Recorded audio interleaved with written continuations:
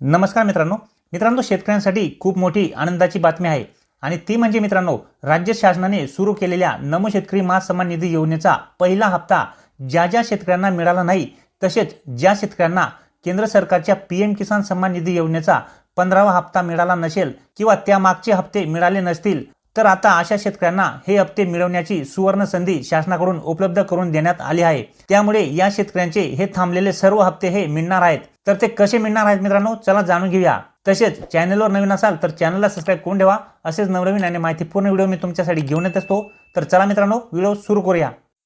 तर मित्रांनो शेतकऱ्यांना निश्चित उत्पन्न मिळवून देणाऱ्या केंद्र शासनाच्या प्रधानमंत्री किसान सन्मान निधी योजनेचा समावेश व लाभासाठी ई-केवायसी प्रमाणीकरण हे आवश्यक असून त्या अनुषंगाने 21 फेब्रुवारी 2024 पर्यंत विशेष मोहीम राबवण्याचे निर्देश कृषी आयुक्त डॉक्टर प्रवीण गेडाम यांनी दिले आहेत। या मोहिमेअंतर्गत ई-केवायसी प्रमाणीकरण करणे, योजनेसाठी नव्याने नोंदणी करणे, बँक खाती आधार क्रमांकास जोडणे आदी बाबींची पूर्तता करण्यासाठी शेतकऱ्यांनी सक्षम हजर राहणे आवश्यक आहे। शेतकऱ्यांनी ई-केवायसी प्रमाणीकरण करण्यासाठी मोबाईलवरील OTP, सामायिक सुविधा केंद्र, पीएम किसान फेस ऑथेंटिकेशन ॲप यापैकी एका सुविधेचा वापर करावा। बँक खाती आधार संलग्न नसलेल्या शेतकऱ्यांनी नजीकच्या पोस्ट कार्यालयामध्ये आधार संलग्न खाते उघडावे। तसेच मित्रांनो पीएम किसान सन्मान निधी योजनेच्या 16व्या हप्त्याचा लाभ फेब्रुवारी महिन्याच्या शेवटच्या आठवड्यात वितरित करण्यात येणार आहे।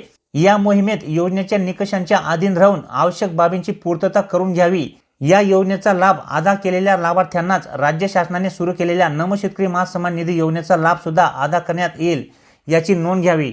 तसेच मित्रांनो यापूर्वी राबवण्यात आलेल्या 6 डिसेंबर 2023 ते 15 जानेवारी 2000 या 45 दिवसांच्या मोहिमेदरम्यान 1,04,000 शेतकऱ्यांचे ई-केवायसी प्रमाणीकरण तसेच 3,01,000 स्वयं नोंदणीकृत शेतकऱ्यांची नव्याने नोंदणी करण्यात आली आहे। ही मोहीम क्षेत्रीय स्तरावर प्रभावीपणे राबवण्यासाठी राज्यातील सर्व जिल्हाधिकारी, मुख्य कार्यकारी अधिकारी, जिल्हा अधीक्षक कृषी अधिकाऱ्यांना कृषी आयुक्तांनी निर्देश दिले आहेत। अधिक माहितीसाठी संपर्क गावातील कृषी सहाय्यक, कृषी पर्यवेक्षक, मंडळ कृषी अधिकारी, तालुका कृषी अधिकारी यांच्याशी संपर्क साधावा असे आवाहन कृषी संचालक विस्तार व प्रशिक्षण दिलीप झेंडे यांनी केले आहे। तर अशा प्रकारे मित्रांनो ज्या शेतकऱ्यांना नमो शेतकरी योजनेचा पहिला हप्ता मिळाला नसेल किंवा पीएम किसान सन्मान निधी योजनेचे काही हप्ते मिळाले नसतील तर आता 21 फेब्रुवारी पर्यंत शासनाकडून एक विशेष मोहीम राबवण्यात येत आहे।